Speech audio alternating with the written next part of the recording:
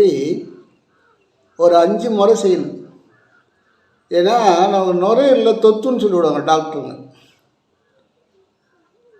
தொண்டைக்குழியில் கிச்சு கிச்சு கிச்சு கிச்சுன்னு ஒரு சத்தம் கேட்கும். அப்படி கேட்குதுன்னு சொன்னால் நுரையீரலில் சளி நிறையா இருக்குதுன்னு அர்த்தம், வேறு ஒன்றும் இல்லை. தொத்து கித்துன்னு நீங்கள் பயப்பட வேண்டாம். நாக்கை மடித்து வச்சு நம்ம காற்றை இழுத்து விடும்போது இப்படி நம்ம தொடை மேலே கையை வச்சு அப்படி அந்த எலும்பு தூக்கின மாதிரி இருக்கணும். அப்படி இருந்ததுன்னு சொன்னால் இந்த நுரையீரலில் எந்த தொத்தும் உண்டாகாது. தொத்து உண்டாயிருந்தாலும் அது பூரணமாக குணமாகும். ஏன்னு கேட்டால் நாம் கொடுக்கக்கூடிய நாக்கம் மடித்து கொடுக்கக்கூடிய அந்த காற்றானது தொண்டை சளியை வெளியேற்றும். முதல்ல அந்த கரகரன்ற சத்தம் வராது, மூச்சு இறைக்காது. இது எவ்வளோ நாள் ஆகும்னா கிட்டத்தட்ட 1 மாதமாக செய்யணும். ஒரு நாள் செஞ்சங்க ஒன்றும் சரியாக இல்லை அப்படின்னு சொல்லக்கூடாது. ஏன்னா தேனாடை மாதிரி இருக்கும் நம்முடைய நுரையீரல். அதில் நிறைய அடைப்பு இருக்கும், அந்த அடைப்பு நிறைய இருக்கும். அதனால் அந்த அடைப்பெல்லாம் தீர்ந்து அது க்ளீனாக அதில் சளி இல்லாமல் எல்லாம் இயங்க ஆரம்பிச்சிருதுன்னா ரத்தம் சுத்தமாகும். ஆக்சிஜன் நிறைய கிடைக்கும், 100% ஆக்சிஜன் கிடைக்கும். நாம் தாயோகத்தில் இருக்கும்போதே ஆக்சிஜன் கிடைச்சிது நமக்கு. அந்த ஆக்சிஜன் தான் இன்றைக்கும் நுரையீரலேருந்து உச்சி வரைக்கும் போயிட்டு இருக்கு. அதுதான் உள்முகமாக நோக்குக அப்படின்னா, உள்முகமாக நீ காற்றை ஏற்றி இறக்குங்க அப்படின்னு சொல்லுவாங்க. இந்த நெஞ்சு குழிக்கும் நம்முடைய லலாடத்துக்கும் முச்சந்திக்கும் இந்த காற்றை ஏற்றி இறக்குங்கள், இருகாலும் பூரிக்கும் அப்படின்னா. அதனால் நீங்கள் இந்த நுரையீரலை பலப்படுத்த வேண்டும், பலமாக இருக்க வேண்டும், நீங்கள் நலமாக இருக்க வேண்டும் என்பதற்காகத்தான் இதெல்லாம் நாங்கள் தெரியப்படுத்துகிறோம். அன்பு ஆண்மனே உள்ள உயிரினும் மேலான சந்தாதாரர்களே, எனது வீடியோவை ஒரு முறையாவது முழுசாக பாருங்கள் என்று உங்களை பணிவோடு கேட்டுக்கொள்கிறேன். மிக பெரிய உண்மை எது அப்படின்னா, பெரிய உண்மை எதுன்னு கேட்டால் பலம்தானா. அதாவது பலம், நான் அதை அடைஞ்சே தீருவேன், இதை முடிச்சே தீருவேன், இதை முடிக்காமல் நான் உயிர் விட மாட்டேன் அப்படின்னா கண்டிப்பாக அதுதான். என்ன சொல்கிறாரு, மிகப்பெரிய உண்மை எதுன்னு கேட்டால் இதையா உண்மை அப்படின்றார். உண்மை எது என்று கேட்டால் பலமே, பலம்தான். அவன் பலசாலிடா அப்படின்னு சொல்லுவாங்க. அவன் பலசாலிடாப்பா, அவன் நுண்ணறிவு உள்ளவன்டா அப்படி சொல்லுவாங்க கிராமத்தில். அதுபோல் பலம்தான் பெருசு. உடம்பு பலமாக இருக்கிறது ஒன்றும் பெருசு இல்லை. உடம்பு சின்னதாக இருக்கிறவங்க தான் ஜெயிப்பாங்க எப்பவுமே, உடம்பு பெருசாக இருக்கிறவங்க ஜெயிக்க மாட்டாங்க. அதுபோல் பலம்ன்றது உடம்பு பெருசாகிறது பலம் இல்லை, மனசில் பலம் வேணும். அறிவில் பலத்தை உண்டாக்கணும். அதுதான் மிகப்பெரிய பலம் எது என்றால் நமது பலமே நமது வாழ்க்கை அப்படின்றார். நமது பலமே நமது வாழ்க்கை, நமது பலவீனமே மரணம். போதுமா? எங்கே இருக்குது மரணம்? பலவீனம்தான் மரணம்.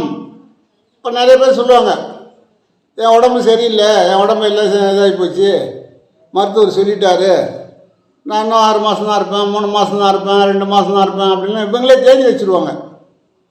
கல்யாணத்துக்கு தேதி வைக்கிற மாதிரி மரணத்துக்கு இவங்க ஒரு தேதி வைப்பாங்க. கடைசியில் முதல்ல கல்யாணத்துக்கு தேதி, அதன் பிறகு மரணத்துக்கு இவங்களே தேதி வச்சுருவாங்க. அது இல்லாத சோசியம் பார்க்குறவங்க ஒரு தேதி வச்சுருவாங்க.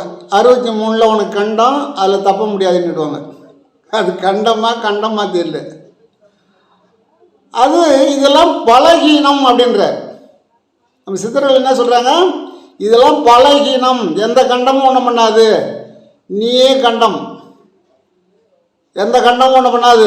அவங்க சொன்னதை நீ நினச்சின்னா பலகீனமானீன்னா அதுவே உனக்கு கண்டம், மரணம் வந்துடும் அப்படின்ற. அதான் வள்ளல் சொல்லுவார், மரணம் வரும் எங்குருவீர் பித்துலகீர் அப்படின்னார். மரணம் வந்துட்ட போது என்ன செய்வீங்க பித்து பிடித்த மனிதர்களே அப்படின்னு சொன்னார். அது அருமையாக சொல்கிறார், அருமையாக எழுதுகிறார். மரணம் வரும் எங்குருவீர் பித்துலகீர் அப்படின்றார். இப்போ மரணம் எங்கே இருக்குது? பலகீனத்தில் தான் மரணம் இருக்கிறது. மரணம் வேற எங்கேயும் இல்லை. எவன் மேல் உலகத்துலேருந்து எருமைக்கடா மேலே வரல. உன் மனசு உள்ளே மரணமும் இருக்குது, வாழ்வும் இருக்குது. பலம்தான் வாழ்வு அளிக்கும், பலகீனம் மரணம் அளிக்கும் அப்படின்னு சொல்கிறார். நான் எதையும் சாதிக்க வல்லவன் அப்படி சொல்லணும், நினைக்கணும் மனசில். நான் எதையும் சாதிப்பேன். ஆனால் யாரோட்டையும் முன்கூட்டி சொல்லக்கூடாது, நம்ம மனசுலேயே வச்சுக்கணும். நாம் முன்கூட்டி சொன்னோம்னா அவங்க நம்மளை பலகீனமாக்கிடுவாங்க. எப்படின்னு கேட்டால் இவர் தான் கிழிக்க போகிறாரு, இவர் தான் செய்ய போகிறாரு, சும்மானா வா வெட்டுது அப்படின்னு சொல்லுவாங்க. எதையும் முன்கூட்டி யாரிடமும் சொல்லாதே. அது தாயாக இருக்கட்டும், தந்தையாக இருக்கட்டும், மனைவியாக இருக்கட்டும், பிள்ளையாக இருக்கட்டும், யார்டையும் சொல்லக்கூடாது. சொல்லாதே. யாரும் கேட்டா எல்லோரும் தாங்க மாட்டா, அதெல்லாம் சொல்லக்கூடாது. அந்த லட்சியமானது இறைவனுக்கும் நமக்குமே இருக்கணும். உள்ளுக்குள்ள சதா இறைவனுடைய சிந்தனையிலே இருக்கணும். அப்படி இருந்தோமானால் நாம் எதையும் சாதிக்க வல்லவன். முதல்ல மனசில் அந்த லட்சியம் வேணும், அந்த ஊக்கம் வேணும், அந்த உறுதி வேணும். நான் எதையும் சாதிப்பேன், எனக்கு வயது ஒரு தடை இல்லை அப்படின்னு நினைக்கணும். நான் 120 ஆண்டுகள் இருப்பேன், சாதனை படைப்பேன். நினைய நான் காசு கொடுத்தா வாங்க போகிறோம் நினச்சிங்கன்னா நடக்க போகுது. நீங்கள் எதை நினைக்கிறீங்களோ அதுவாக மாறிவிடுவீர்கள் சித்தர்கள் சொல்கிறாங்க. நம் முன்னோடியே நம்முடைய பாட்டன்மார்கள் தான் சித்தர்கள். நம்முடைய பாட்டன் சித்தராக இருந்தனால்தான் நாம் அந்த வழியில் வந்துட்டு இருக்கிறோம். ஆகினால நான் எதையும் சாதிப்பேன்னு மனசுக்குள்ளே இருந்து சாதிக்கணும், வெளியில் சொல்லக்கூடாது. அதான் மெயின் பாயிண்ட். ஏன்னு கேட்டால் நான் அந்த மாதிரி சொல்லி சொல்லி பலகீனமாக்கிட்டாங்க என்ன. அதுதான் இப்போ யாருக்கிட்டையும் எதையும் சொல்கிறதில்ல. அதுபோல் நீ உறுதியுடன் இருந்தால், நீ உறுதியாக இருந்தால் பாம்பின் விஷங்கூடம், பாம்பனுடைய விஷம் இருக்குது, அந்த விஷம் கூட சக்தி அற்றுவிடும் அப்படின்றார். பாம்பு கடிக்காதவே செத்து போனவங்க நிறைய பேர், பாம்பு கடிச்சு செத்தவங்க கொஞ்சம் பேர் தான். என்னமோ போனங்க சுருக்குனுச்சிங்க அவ்வளோதாங்க அப்படின்ட்டாங்கன்னா பாம்பு கடிச்சதுன்னு நினைக்கிறான். சுருக்குனாங்க ஏதோ முள் குத்திருக்கலாம், கண்ணாடி ஓடு குத்திருக்கலாம். அந்த இடத்துல ஆராய்ச்சி பண்ணி சோதனை பண்ணி பார்க்காம நான் போனங்க வெடுக்குன்னு பிடுங்குச்சிங்க அப்படின்னுவான். அது வெடுக்குன்னு ஏதாவது நண்டோவலி கூட பிடுங்கிருக்கும். இல்லைங்க பாம்பு கடிச்சிருதுங்க, இங்கே கட்டுதுங்க, அங்கே கட்டுதுங்க, மயக்கம் வருதுன்னு படுத்துருவோம், அவ்வளோதான். இவன் என்ன நினைக்கிறான்னு கேட்டால் பாம்பே அங்கே கடிக்கல, பயம்தான் இவனை கடிச்சிருது. இவன் என்ன பண்ணுறான்னு கேட்டால் பாம்பு கடிச்சிருது, இனிமேல் நம்ம பழக மாட்டோம்னு நினச்சிடுறான். இதை ஒரு சென்ட்ரல் ஹாஸ்பிட்டலில் பார்த்தோம். நான் ஒரு அம்மா பாம்பு கடித்து 5 நிமிஷத்தில் வந்தாங்க. அவங்க பயந்துட்டாங்க, வெறியும் கடிச்சிருது, இனிமேல் நம்ம வந்து பழக முடியாது. அதே போல் அவங்க பழகவே இல்லை. ஏன்? அவங்களுடைய பலகீனமானது விஷம் அதிகமாக ஏறிவிட்டது. பலகீனத்தால் விஷம் அதிகமாக ஏறி போச்சு. அப்போ என்ன சொல்றாருன்னா, நீ உறுதியுடன் இருந்தால் பாம்பின் விஷம் கூட சக்தி அற்றுவிடும். என்ன சொல்றாரு? இப்போ பாம்பு கடிச்சுடுது, அது கொடிய பாம்பை விட அது ஒன்றும் பண்ணாரா? உடனே நம்ம முன்னோர்கள் சொன்ன பச்சையை சாப்பிட்டுக்கிட்டு பயப்படாத இருந்தால் விஷம் ஏறாது. அதன் பிறகு எப்பேற்பட்ட விஷத்தையும் இறக்கக்கூடிய மருந்து வந்து நம்ம அருகிலே இருக்குது, நம்ம சித்தர்கள் எழுதி வச்சுருக்காங்க. அதெல்லாம் நம்ம கையில் வச்சுக்கணும். அதெல்லாம் கிடைக்கலைங்கன்னா பாம்பு கடித்த உடனே நம்முடைய சிறுநீரே ஒரு நல்ல மருந்து. அதை ஒரு 100 மில்லி பிடிச்சி சாப்பிட்டுட்டு ரொம்ப நிதானமாக பயப்படாத போகணும் மருத்துவமனைக்கு, மருத்துவர்கிட்ட போகணும். ஓடக்கூடாது, பயப்படக்கூடாது, அவ்வளோதான். ஏன் இது நான் சொல்லலை, சித்தர்கள் சொல்கிறாங்க, நானே போய் புணர்ந்து சொல்லலை. பாம்பின் விஷங்குடம் உன்னுடைய மன உறுதியால் சக்தி ஆற்றிவிடும். அது விஷயம் செயலிழந்து போகும் அப்படின்றார். சொன்னவர் ரொம்ப ரொம்ப இரும மனுஷன். அவர் சாதிச்சார், சாதனை படைத்தார். இன்னைக்கும் கோடான கோடி மக்கள் போய் அவரை பார்த்துட்டு இருக்காங்க. மனிதனே மேலானவன் என்ன சொல்றாரு? மனிதனே மேலானவன், எல்லா மிருகங்களை விட, எல்லா தேவர்களை விட உயர்ந்தவன் யாரு? மனிதனே மேலானவன், எல்லா மிருகங்களை விட, எல்லா தேவர்களை விட மிக உயர்ந்தவன் யார்? மனிதனை விட உயர்ந்தவன் யாருமே இல்லை சொல்லிட்டார். யாரு? தேவர்களும் கிடையாது, மிருகங்களும் கிடையாது. இது நல்லா உள்வாங்கி பார்க்கணும். தேவர்களே கிடையாதான், மிருகங்களும் கிடையாதான், உயர்ந்தது கிடையாதான், தேவர்களும் உயர்ந்தவன் கிடையாதான். ஆனால் மனிதனே உயர்ந்தவன். தேவர்களை விட, மிருகங்களை விட மிக மிக உயர்ந்தவன் மனிதன். மனிதன்தான் தேவர்களை படைக்கின்றான், மனிதன்தான் ஆலயங்களை கட்டுகின்றான், மனிதன்தான் சிற்பங்களை வடிக்கின்றான், மனிதன்தான் ஆராய்ச்சி செய்கின்றான், மனிதன்தான் நிலவுக்கு சென்று வருகிறான். இப்படி சொல்லிட்டே போகலாம். அப்போ மனிதன் தான் கடவுளே படைக்கிறான். அதான் இறைவன் மனிதனை படைத்தானான். இறைவன் மனிதனை படைத்தானான், மனிதன் இறைவனை படைத்தானான். இப்போ நம்ம அந்த இடத்துல தெரிஞ்சுக்கணும் யார் படைச்சாங்க அப்படின்னு. இறைவன் மனிதனை படைத்தானா, மனிதன் இறைவனை படைத்தானா? இப்போ நீங்களும் அதை உள்வாங்கி பாருங்க. மனிதனை விட உயர்ந்தவன் யாருமே இல்லை. தனி மனிதன் நிலை உயர்ந்தால், தனி மனிதனுடைய நிலை உயர்ந்தால் தேசம் உயரும், நம்முடைய நாடு உயரும், நம்முடைய தொழிற்சாலைகள் உயரும். ஏன்னா அவன் நுட்பமான பொருட்களை கண்டுபிடிச்சு கொடுப்பான் தொழிற்சாலைக்கு. மனிதனுடைய நிலை உயர்ந்தால் நம் தேசம் உயரும், நம்முடைய தொழிற்சாலை உயரும், நம்முடைய விவசாயம் உயரும், நம்முடைய கல்வி மேம்பெறும். இப்போ தனி மனிதனுடைய நிலை உயரும், அவ்வளோதான். அதுக்கு உறுதியான ஊக்கம் வேண்டும். தேசமே உயர்வடையும்.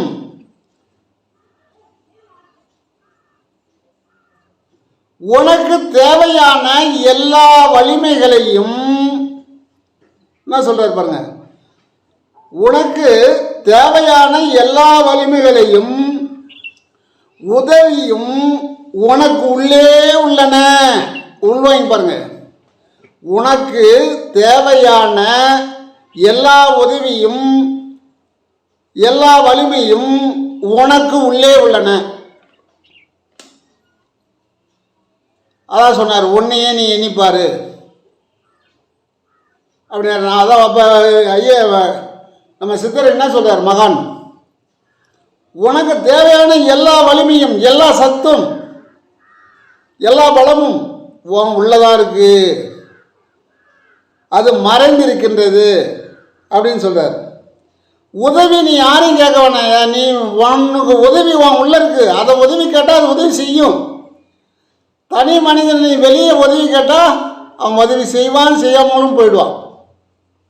செய்கிறேன்னு கூட சொல்லிட்டு செய்யாமல் போயிடுவான். அப்படி மனிதனை நம்பாதே. உன் உள்ளே இருக்கின்ற ஒரு பொருளை அதை நினைத்து அதனிடம் உதவி கேள், அதனிடம் வலிமையை கேள், அதனிடம் உறுதியை கேள். அது உறுதியை கொடுக்கும், வலிமையை கொடுக்கும், ஊக்கத்தை கொடுக்கும் அப்படின்னு சொல்றார்.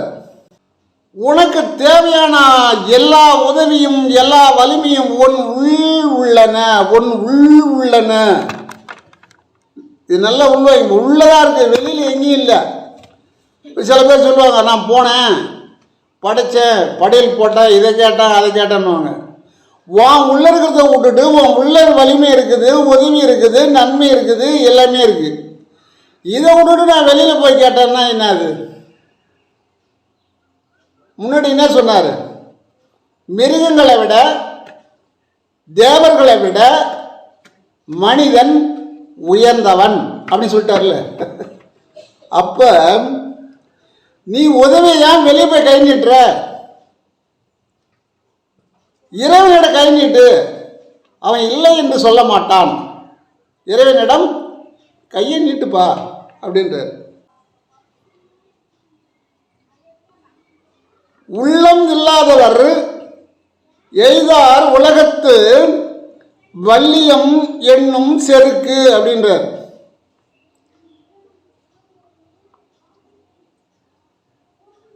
உள்ளம், உள்ளம்னா ஊக்கம். உன்னுடைய உள்ளத்துல தான் ஆண்டவர் இருக்கிறான்னு சொல்லுவாங்க.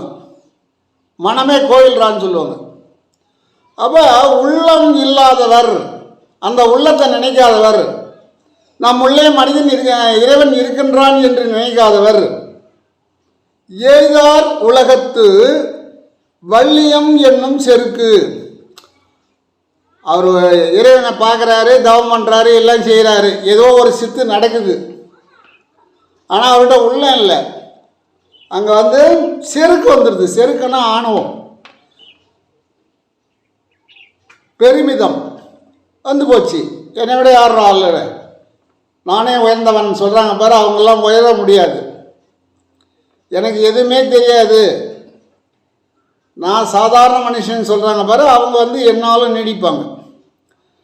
நான் உயர்ந்தவன் எல்லாம் தெரிந்தவன் யார் சொல்லிடுறாங்களோ அவங்க சீக்கிரம் மாட்டிக்குவாங்க, வெற்றி போயிடும். அது செருக்குன்றார், ஆணவன்றார். வள்ளியம்னா வள்ளல், நான் வள்ளல் ஆயிட்டேன்.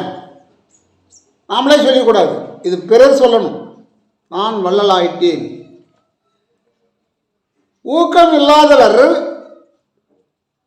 அடைய மாட்டார். எப்படி? இந்த ஊக்கம் இல்லைன்னு சொன்னால் அவங்க அந்த நிலையை அடைய முடியாது. செருக்கு வந்துடும். அதான் செருக்கே வரக்கூடாது, ஆணவமே இருக்கக்கூடாது. நான் அதை செய்வேன், இதை செய்வேன், இதை நீ எதை செஞ்சாலும் வெளியே சொல்லக்கூடாது, சொல்லாமல் செஞ்சுட்டு போயிட்டே இருக்கணும். பெரியது கூர்கோட்டத்து ஆயினும் வெறும் புலித்தாக்கும் அப்படின்றார். யானை பெருசாக இருக்கலாம், 10 டன்னு யானை பெருசாக தான் இருக்கும், கூர்மையான தந்தங்கள் இருக்கும். எவ்வளோ பெரிய மரமாக இருந்தாலும் வளைச்சி ஒடிக்கக்கூடிய தும்பிக்கை இருக்கும், அவ்வளோ வலுவான தும்பிக்கை இருக்கும். ஆனால் எல்லாம் இருந்தாலும் சாதாரண ஒரு சின்ன ஒரு 200 கிலோ அளவுக்கு இருக்கக்கூடிய ஒரு புலியை கண்டால் யானை அஞ்சும், பயப்படும். ஏன்னா நம்ம 10 டன்னு வெயிட்டு, அதை பிடிச்சி ஒரே சுற்றி அடித்து போட்டுடலான்ற அந்த நுண்ணறிவு அதுக்கு வராது. புலி என்ன பண்ணணும்னு கேட்டால் சரசரன்னு பாயும், சுற்றி ஓடியாரும், டக்குன்னு முதுகில் ஏறி உட்காந்துக்கும். யானையால் ஒன்றுமே பண்ண இப்படி ஆட்டி பார்க்கும், முதுகில் இருந்து கழுத்தை பிடிச்சிக்கும். கழுத்தை பிடிச்சின்னா விடவே விடாது, கழுத்தை பிடிச்சி கடிக்க யானை பலம் எழுந்து கீழே வந்துடும். அதான் சொல்கிறார், கூர்மையான தந்தங்கள் இருந்தும் எப்பேற்பட்ட மரத்தை ஒடிக்கக்கூடிய தும்பிக்கை இருந்தும் நம்பிக்கையை விட்டுடுது யானை. புலிகிட்ட நம்ம ஒன்றும் பண்ண முடியாது அப்படின்னு. புலியுடைய எடை என்ன, அதனுடைய எடை என்ன, யானையினுடைய பலம் என்ன, புலியினுடைய பலம் என்ன, அது சின்னதாக இருக்கிறதுனால சுற்றி ஓடி அதை வென்னுடுது. அதுபோல் அறிவு கூர்மையாக இருந்தால் எப்பேற்பட்ட ஆளாக இருந்தாலும் சரி தான். அறிவு இல்லைன்னா அவன் செய்யும் பலம் எழுந்து போகும், சொத்து எழுந்து போகும்.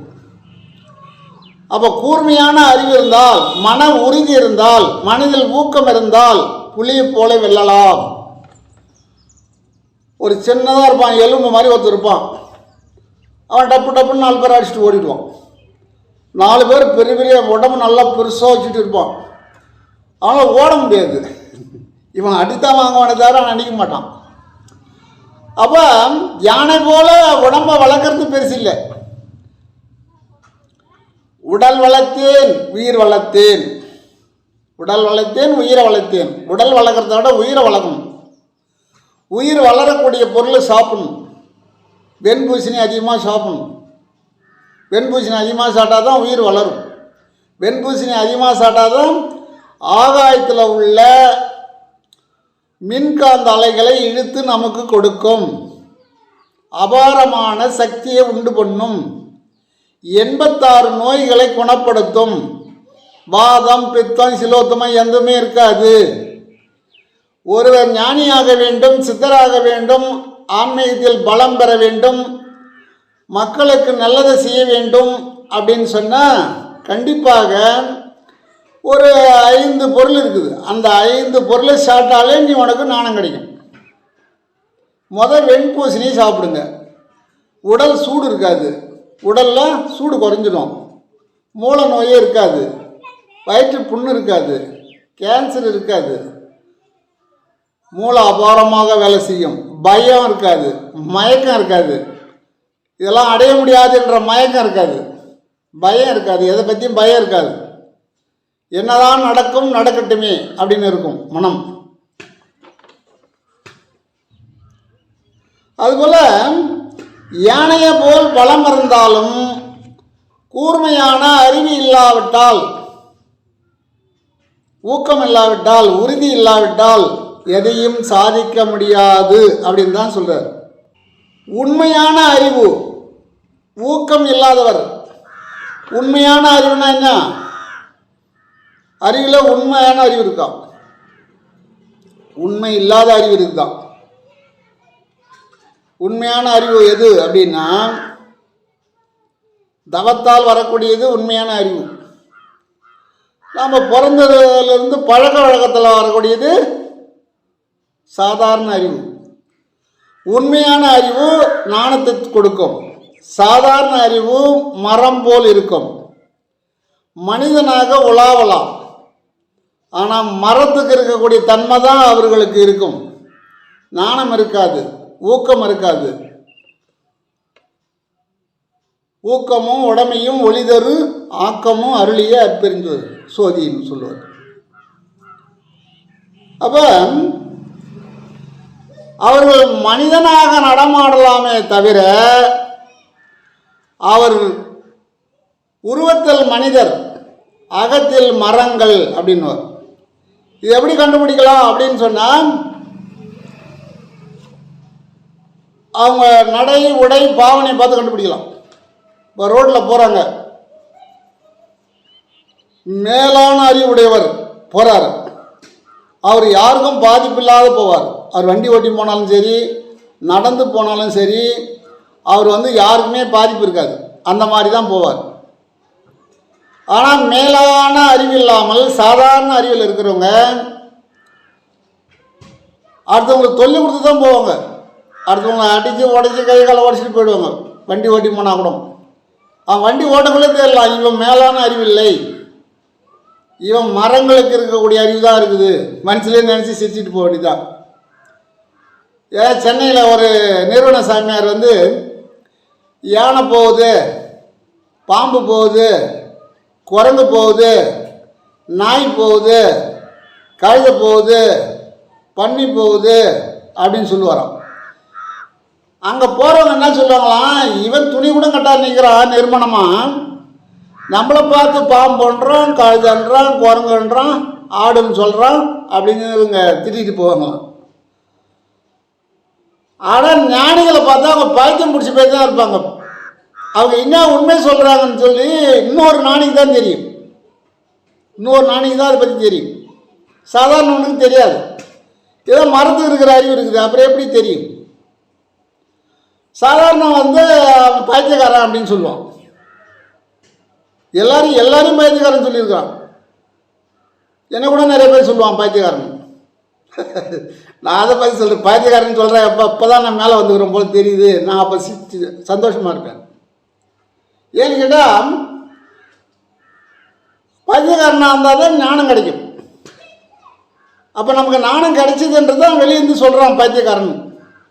பைத்தியக்காரன் சொன்னால் நம்ம கோச்சிக்கூடாது, கோவப்படக்கூடாது. பரவாயில்ல, நம்மளை மேலே போயிருக்கிறோம், நம்மளை வாழ்த்துறான் அப்படின்னு நினைக்கணும். அப்போ அவரை வந்து நிறுவன சாமியார் பைத்தியக்காரன்னு சொன்னாங்க. அந்த வழியே வள்ளல் பெருமான் போகும்போது இதோ உயர்ந்த மனிதன் சொன்னார். யாரு? நிறுவன சாமியார். பல நாள் பல வருஷம் நாய் போகுது, பேய் போகுது, கழுத போகுதுன்னு சொன்னவர் வள்ளல் பெருமான் தன்னுடைய சீடர்களோடு அந்த வழியாக போகும்போது அப்போ அங்கே உள்ளவங்க சொல்கிறாங்க, நீங்கள் போகாதீங்க, உங்களையும் கழுதைன்னு சொல்லுவார், நாயின்னு சொல்லுவாருன்னு சொல்கிறாங்க. சொன்னாலும் அதை பொருட்படுத்தவில்லை வள்ளல் பெருமான். சரி பார்ப்போம், நாம் எந்த நிலையில் இருக்கிறோம், நாம் போகணும்னு போனார். அப்போ அந்த நிறுவன சாமியார் தான் சர்டிஃபிகேட் கொடுத்தார்.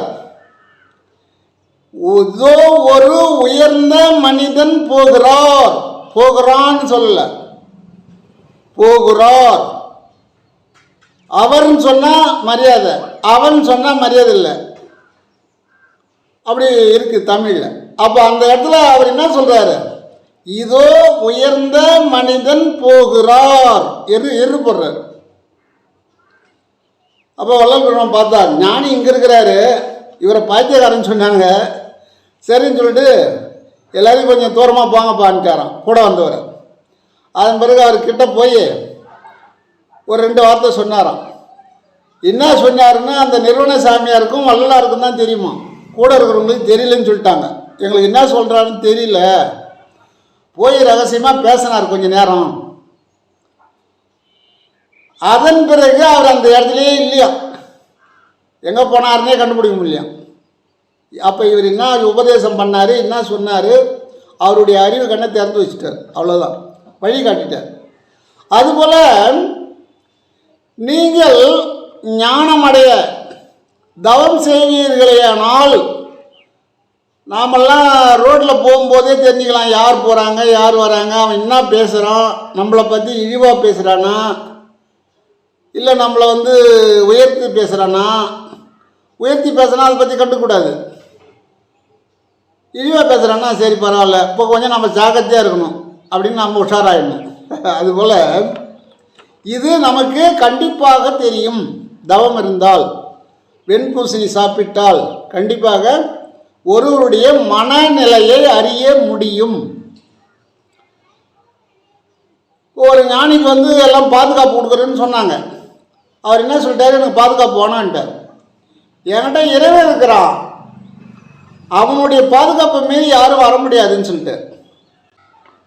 அதுபோல் நாம் நலமாக இருக்க, வளமாக இருக்க நம் சித்தர்கள் சில மருந்துகளை சொல்லியிருக்கிறாங்க. இப்போ கல்நாறு, படிகாரம், சிலாசத்து, சமையடை, முசுங்க சாறு விட்டு 2 நாள் ஊற வைக்கணும். அது முசுங்க சாறு. பிறகு கல்வத்தில் அரைத்து வில்லை தட்டி 20 எருமுட்டை, 20 எருமுட்டைன்னா கண்ணி ஈனாத கன்று இருக்குல்ல, பசுங்கன்று, அதனுடைய சாணத்தை தாமரை இலையில் பிடிக்கணும். அப்படி கீழே போட்ட பிறகு எடுக்கக்கூடாது. கீழே போட்டால் ஒரு 20 கிராம் மண் வச்சு பொத்துக்கும், அதில் பூந்துடும். அப்போ அந்த கண்ணியினாத பசுங்கன்றினுடைய சாணத்தை தாமரை இலையில் பிடித்து வெயிலே காய வைத்து அந்த எருமுட்டை தான் புடம் வைக்கணும். அதுதான் சரியான புடம். மண்ணில் ஊந்த பிறகு எடுத்தால் புடம் வந்து கைக்கூடாது. ஏன்னா அதில் மண் எடை கொடுக்கும், எடை சரியான எடை வராது. அதான் காட்டு எருமுட்டைன்னு சொல்லுவாங்க. காட்டில் வந்து பில்ல சாணம் போடும் மாடு, அதில் வந்து மண் பூராது. ஒன்று காட்டில் போய் எருமுட்டை எடுத்துகிட்டு வரணும், அதுவும் பில்லு மேலே இருக்கிற எருமுட்டை தான் எடுக்கணும், மண்ணில் போட்டதை எடுக்கக்கூடாது. அப்போ வீட்டில் இருந்தாக்க தாமரை இலையில் பிடிச்சி அதை காய வைக்கணும். மருந்து செய்யுதுன்னா அது லேசான வேலை கிடையாது. அதை 2 நாள் ஊற வைத்து இதில் முசுங்க சாரில், அதன் பிறகு கல்வத்தில் விட்டு அரைத்து வில்லை தட்டி ஒரு மண் சட்டியில் வைத்து 5 சீலை போட வேண்டும். களிமண்ணால் சீலை, அந்த வாபரத்தை ஒட்டணும், 2 வாபரத்தையும் ஒட்டிடணும். அதன் பிறகு சுத்தமான 20 எருமுட்டையில் புடம் வைக்கணும். புடம் வச்சு அதை எடுத்து கல்வத்தில் விட்டு நல்லா ஒரு சாமம் அரைச்சி மழை மழை மழைன்னு அரைக்கும்போது சிவாய நம சிவாய நம சிவாய நம சிவாய நமன்னு ஓடணும் உள்ள. யாரே அரைக்கிறவங்க அப்படி அரைச்சாதான், அப்படி அரைச்சாங்கன்னா நல்லாயிருக்கும். அது அந்த மருந்து வீரியம் ஏறும். சிவாய நம சிவாய நமன்னு அரைக்கணும்.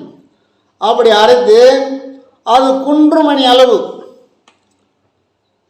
ஒரு குன்றுமணி எவ்வளோ இருக்கும், அந்த குன்றுமணி அளவு காலை மாலை உணவுக்கு முன், காலை எழுந்து பல்லு விளக்கின உடனே அதை தேனில் சாப்பிடலாம், இல்லை நெய்யில் சாப்பிடலாம். இப்படி ஒரு மண்டலம் சாப்பிடணும். இந்த ஆஸ்துமான்றதே இருக்காது. ஆனால் உடலில் உறுதி வேண்டும். மருந்து சாப்பிட்றான் நல்லாயிடும் அப்படின்னு சாப்பிட்றோங்க. இனிமே கொடுக்குறாரு இதெல்லாம் நல்லாவுமா, அது சும்மானா வற்புறுத்தி கொடுக்குறாரு அப்படி சொல்லுவாங்க. அப்போ நம்பிக்கைலாம் சாப்பிட்டா அது மருந்து வேலை செய்யாது. மண்ணை கொடுத்தாலும் நம்பிக்கையோடு சாப்பிட்டாங்கன்னா வேலை செய்யும். வைத்தியர் சிவாய நமன்னு சொல்லி ஒரு மண்ணை எடுத்து விடுவார் நெத்தியில், அவங்க உடம்பு தெளிஞ்சு போகும். இது நான் நேராக பார்த்துருக்குறேன். நானும் ஒரு சிலருக்கு ஒரு நேரத்தில் மண்ணை எடுத்துக்கிட்டு இருக்கேன், விபதி இல்லாத காலத்தில். ஒரு இடம் போகிற அந்த இடத்துல விபதி இருக்காது, ஏங்க எனக்கு உடம்பு சரியில்லைங்க ஒரு மாதிரியாக இருக்குதுங்கன்னுவாங்க. காலையில் ஒரு அரைக்கரைக்கு அந்த மண்ணை எடுத்து இடுவோம் சிவாய நமன். அப்புறம் மறுநாள் போனால் பரவாயில்லைங்க அப்போ கொஞ்சம் உடம்பு நல்லா தெளிவாக இருக்குது அப்படின்னு. இப்போ நான் மருந்தாக கொடுத்தோம், மருந்து கிடையாது. மன உறுதியோடு சிவாய நம என்று சிந்தித்து இருந்தால் அபாயம் ஒரு காலம் இல்லை. அதுபோல் இந்த மருந்தை நம்பிக்கையோடு சாப்பிடணும். புலால் சாப்பிடக்கூடாது, எந்த புலாலுமே சாப்பிடக்கூடாது. பாவக்காய் அவத்திக்காயை சாப்பிடக்கூடாது. இப்படி ஒரு மண்டலம் சாப்பிட்டா ஆஸ்துமா இருக்காது. இப்படியே நீ பத்தியத்தோடு சாப்பிட்டாலும் மனசில் உறுதி வேண்டும். இதை சாப்பிட்டா நல்லா போயிடும் அப்படின்ற எண்ணத்தோடு சாப்பிடணும். அதான் சொல்கிறார், பாம்பின் விஷங்குடம் செயல் இழக்கும் உன்னுடைய மன உறுதி. இது நல்லா உள்வாங்கி பாருங்க. பாம்பே கடிச்சாலும் அதனுடைய விஷம் செயல் இழக்கலையா நீ மன உறுதியோடு இருந்தால் அப்படின்னு சொல்கிறார். அவர் சொன்ன ஒரு சாதாரண நாள் இல்லை. 15 நாள் ஆகாரம் இல்லாத உப்பு தண்ணியிலே நடுவிலே நின்று தவம் பண்ணவர் 15 நாள். அப்போ அவர் எங்கேருந்து தண்ணி கிடச்சிது, எங்கேருந்து சத்து கிடச்சிது? ஆகாயத்தில் இருந்து. காற்றையே சாப்பிட்டுக்கிட்டு 15 நாள் நடுக்கடலில் தவம் இருந்தவர் தான் அவர். அதனால் நீங்களும் நலமாக இருக்க வேண்டும், வளமாக இருக்க வேண்டும். நீண்ட ஆயுள், நிறைச்செல்வம், உடல் நலம், உயர் புகழ், மெய்ஞானம் பெற்று ஓங்கி வாழ்க வளமுடன். அருட்பெருஞ்சோதி அருட்பெருஞ்சோதி.